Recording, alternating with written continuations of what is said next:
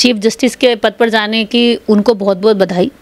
उम्मीद करते हैं कि वह जिस समाज से आते हैं, जिस दलित समाज से आते हैं, दबे कुचले समाज से आते हैं, उस समाज के लिए सोचें, उसके बारे में करें। जैसे बाबा साहब डॉक्टर अंबेडकर कानून मंत्री बनकर उन्होंने मजदूरों के लिए, महिलाओं के लिए, डिप्रेस्ड सोसाइटी जितनी भी थी, अलग अलग वर्गों के लिए उन्होंने कानून को बनाया और उनको सुरक्षित करने के लिए डटे रहे। ऐसी सोच और ऐसी मंगल कामना के साथ मैं गवई साहब को बधाई देती हूँ। लेकिन जिस तरह से उनका इतिहास रहा है उसे देखकर ज़्यादा उम्मीद की नहीं जा सकती। जैसे उन्होंने वर्गीकरण का समर्थन किया, और वर्गीकरण का समर्थन उन्होंने पुरजोर तरीके से किया, और खूब जनरल क्लास जो थी, जो आरक्षण के हमेशा विरोध में रही है एक लॉबी, उनकी खूब वाहवाही भी लूटी, उनसे खूब तारीफ़ें लूटी, उनकी गोद में बैठकर खूब अच्छे से उन्होंने खुशियाँ मनाई कि मैं अब उनकी आँख का तारा बन गया हूँ, जो आरक्षण को हमेशा ख़त्म करना चाहते हैं, समाप्त करना चाहते हैं। पर बाबा साहब डॉक्टर अंबेडकर के द्वारा जो एक लाइन कही गई है कि मुझे पढ़े लिखे लोगों ने ज़्यादा धोखा दिया, वो समाज के लिए ज़्यादा घातक रहे, ऐसे वर्गीकरण का समर्थन करने के समय पर बाबा साहेब की वो लाइन यहाँ पर फिट बैठती थी, क्योंकि शिक्षित वर्ग ने जो अशिक्षित वर्ग है उसको पीछे छोड़ दिया, उसके बारे में सोचना बंद कर दिया। वो सिर्फ जहाँ बैठा है वहाँ से जो उसके ऊंचाई पर बैठा हुआ समाज है उसके साथ ही हमेशा वो रिश्ते डेवलप करना चाहता, उसको खुश रखना चाहता, उसके साथ आगे बढ़ना चाहता है, पीछे छूटे समाज को छोड़ देना चाहता है। यही सोच और इसी विचार की वजह से आज इस समाज का भला नहीं हो पा रहा है। बाबा साहब डॉक्टर अंबेडकर अपने साहित्य में लिखते हैं कि ब्राह्मण शातिर है, लेकिन ब्राह्मण से कुछ चीज़ें सीखने की भी हैं कि वो गरीबी में भी समाज का साथ नहीं छोड़ता और अमीरी में भी समाज का साथ नहीं छोड़ता। जब वो अमीर होता है तो समाज के प्रति और ज़्यादा जिम्मेदार हो जाता है, जब वो शिक्षित होता है तो समाज के प्रति और ज़्यादा जिम्मेदार हो जाता है। लेकिन जब हमारे समाज का व्यक्ति शिक्षित होता है तो समाज के प्रति ज़्यादा गैर जिम्मेदार हो जाता है, और भी गैर जिम्मेदार। जितना जितना आगे बढ़ता जाता है इतना इतना समाज को भूलता जाता है। तो गवई साहब से उम्मीद करते हैं कि वो ऐसा ना करें, वो समाज को ना भूलें। उनके पास एक पावरफुल पोस्ट आई है जिसके आगे देश का प्रधानमंत्री भी और देश की बड़ी बड़ी ताकतें भी चीफ जस्टिस के आगे नमस्कार करती हैं, उनको उनके आगे झुकती हैं। तो ऐसी स्थिति में उनसे उम्मीद करते हैं कि वो उस तरह से कानून को आगे बढ़ाएं, कानून की सुरक्षा करें, जैसे बाबा साहब डॉक्टर अंबेडकर ने की, दलितों के अधिकारों की, डिप्रेस्ड क्लास की, हर उस व्यक्ति की, बच्चों की, मजदूरों की, महिलाओं की, दबों की, कुचलों की। तो यही उम्मीद हम करते हैं चीफ जस्टिस से कि गवई साहब केवल फूल चढ़ाने से बात नहीं बनेगी। बाबा साहब डॉक्टर अंबेडकर के जो अधूरे काम हैं या जो वो करना चाहते थे या जिनको वो कर रहे थे, उस बीच में वो चले गए दुनिया से, उनको आगे बढ़ाना बाबा साहब डॉक्टर अंबेडकर का अनुयायी होना है, बौद्धिस्ट होना है। ये भी कहा जाता है कि बाबा साहब के गले में माला और उनके विचारों पे ताला। क्या बाबा साहब के बताए जो उन्होंने एक रास्ता तय किया था क्या उसको पूरा कर मंजिलों पहुंचा पाएंगे लोगों को? ही देखिए, बाबा साहेब के साथ यही किया है शिक्षित लोगों ने, खासकर ऐसे जो हाईएस्ट पद पर बैठे हैं, जो पावरफुल पद पर बैठे हैं, कि उन्होंने बाबा साहेब की मूर्तियों पर माला डाली और उनके विचारों पर ताला डालकर इस देश के अंदर उन लोगों को छोड़ दिया, पूरी तरीके से उनको अनाथ छोड़ दिया, जिनके ये मार्गदर्शक हो सकते थे, जिनके अधिकारों के सुरक्षा वाहक हो सकते थे, जिनको आगे बढ़ाने के रास्ते प्रशस्त कर सकते थे। लेकिन ऐसा हुआ नहीं। अभी तक तो ऐसी उम्मीद इनसे हम कर रहे हैं, लेकिन भविष्य में हो सकता है कि क्या होगा, भी देखते हैं आगे के क्या क्या इनके निर्णय आते हैं, कैसे निर्णय आते हैं, उन गरीबों के, पिछड़ों के और दलितों के पक्ष में आते हैं, उनके विरोध में आते हैं। कई बार होता क्या है कि देश के अंदर जो जनरल कास्ट है, जो ऊपर बैठे हुए मनुवादी सोच के लोग हैं, वो एससी या ओबीसी या दबे समाज में से किसी एक को लाते हैं चेहरा दिखाने के लिए कि देखिए तो एससी है साहब, हमने नहीं कराया, एससी ने कराया, ताकि विरोध कम हो जाए। या गाली पड़े तो पक्ष और विपक्ष दोनों, गाली देने वाला भी दलित समाज हो और गाली खाने वाला भी कोई दलित समाज से हो।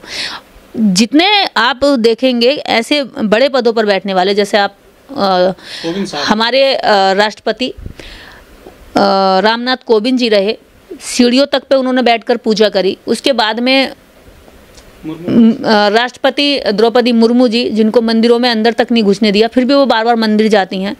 इससे क्या ऐसी समाज का या आदिवासी समाज का मनोबल डाउन होता है कि देखिए इतने बड़े व्यक्ति को भी मंदिर में नहीं जाने दिया, फिर भी वो जा रहा है। इसका मतलब हमें जाते रहना चाहिए, मार खाने के बाद भी, अपमान सहने के बाद भी। उम्मीद पे दुनिया कायम है, उम्मीद कर सकते हैं, लेकिन वो देखा जाएगा आगे क्या होता है और कैसे होता है। इतिहास देख करके तो लगता नहीं कि जिन उम्मीदों को हम कर रहे हैं उन उम्मीदों पर खरे उतरेंगे, बाकी समय बताएगा। जातिवाद जेलों में भी है, वो सफाई कार्य करते हैं जो कैदी हैं या जो मुजरिम हैं, बहुत सारे लोगों को न्याय नहीं मिला है, समय पर उनको वकील नहीं मिल पाए। जो SC ST के लोग हैं वो जेलों में पड़े हैं सालों से।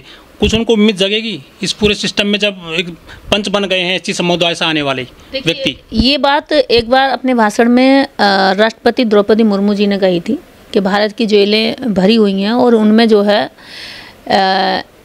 लगभग 80% लोग SC और जनजाति समुदाय के हैं, जिसमें से बहुत बड़ी संख्या में निर्दोष लोग हैं जिनके कभी निर्णय समय पर नहीं आए, जिनकी फाइलें कभी टेबल पे पड़ी पड़ी धूल चाट गई, जिसका दादा मर गया पोता उसका केस लड़ रहा है। ऐसी स्थिति में तो न्याय व्यवस्था देश की दुरुस्त होनी चाहिए और जिस तरह से IAS और सिविल सर्विसेज का एग्ज़ाम होता है वैसा ही जो आज कॉलेज से बने हुए जज हैं इनमें भी होना चाहिए, ताकि ये अपनी काबिलियत के दम पर जल्दी जल्दी जितने भी केसेस हैं उनको आगे बढ़ा सकें। आज हज़ारों लाखों फाइलें टेबल पे पड़ी होती हैं जिनमें सिर्फ उन फाइलों का निर्णय ज़्यादातर होता है जिनकी रिश्वत पहले चली जाती है। अभी सुप्रीम कोर्ट के एक एडवोकेट हैं, वो कह रहे हैं कि एक जज को 10 करोड़ में 15 करोड़ में ख़रीदा जाता है केसों के लिए, जजमेंट देने के लिए। इस तरह का बयान वो बता रहे हैं और एक केस बता रहे हैं जिसमें उन्होंने एक जज को ख़रीदा। तो ये देश के अंदर जिसके पास पैसा है वो अधिकांश न्यायपालिका पर भारी पड़ रहा है। ऐसा नहीं होना चाहिए। इससे गरीब के अधिकारों की हत्या होती है, उसको मिलने वाले न्याय की हत्या होती है। तो मैं यही आशा और उम्मीद करती हूँ कि गवई साहब आप वहाँ पहुँचे हैं, आप उस समाज से आए हैं जिस समाज में अभी तक पीढ़ी दर पीढ़ी दर्द झेला है, अन्याय झेला है, जिनकी कोर्टों तक आवाज़ नहीं गई, जिनको अगर पहुँच भी गए कोर्ट तक तो सही से न्याय नहीं मिला, या न्याय तक आए भी तो निर्णय नहीं मिल पाया।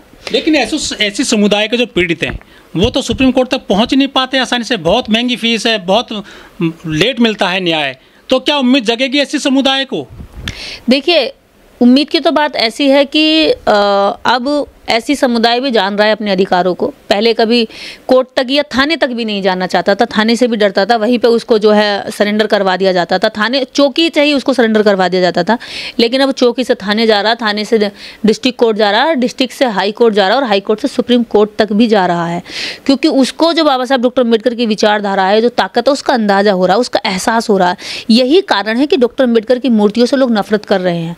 जो मनुवादी सोच के लोग हैं वो नफरत कर रहे हैं, क्योंकि डॉक्टर अम्बेडकर को जानने के बाद में लोगों को पता चल गया कि हमारा अधिकार या हमारी लड़ाई की जो क्षमता है या लड़ाई का जो लेवल है केवल डिस्ट्रिक्ट कोर्ट तक नहीं है, हाई कोर्ट तक भी है और सुप्रीम कोर्ट तक भी है। तो वो जा रहे हैं और उम्मीद करते हैं कि गवई साहब जैसे लोग हैं वो इन लोगों की बात को सुने और समझें और उसको सही निर्णय तक पहुँचाएं। एक सवाल ये भी उठता है कि हमारे देश में ऐसे समुदाय के लोगों को खाप पंचायतों में, गांव की पंचायतों में जूते मारकर, मुंह काला करके सजा दी जाती है। उसी समाज का एक व्यक्ति सबसे बड़ा पंच बना है देश का।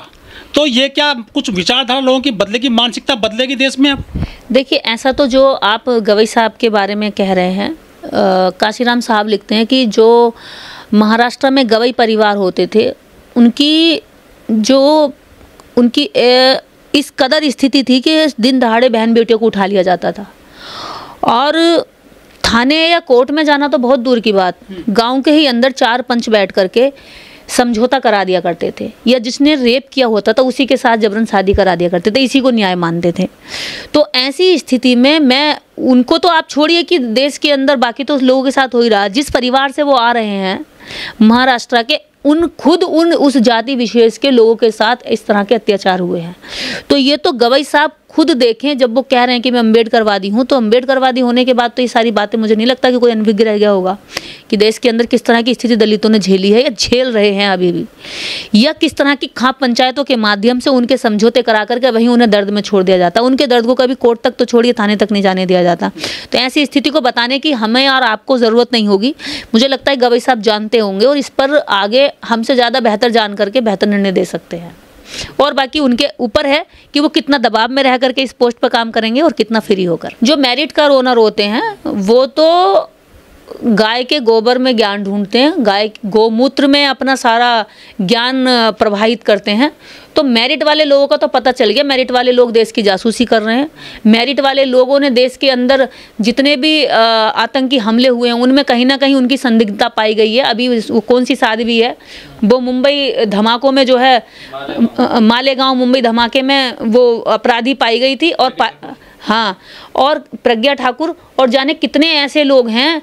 उसकी अभी AK मिश्रा एक नाम का व्यक्ति है जिसने सूचना दी, RDX की सूचना दी, जिसने देश के अंदर आतंकियों को आने के लिए कितने सारे ऐसे देश में काम हुए हैं जिनमें दलित, OBC या अन्य जाति या समुदाय का व्यक्ति देशद्रोह में शामिल नहीं हुआ है।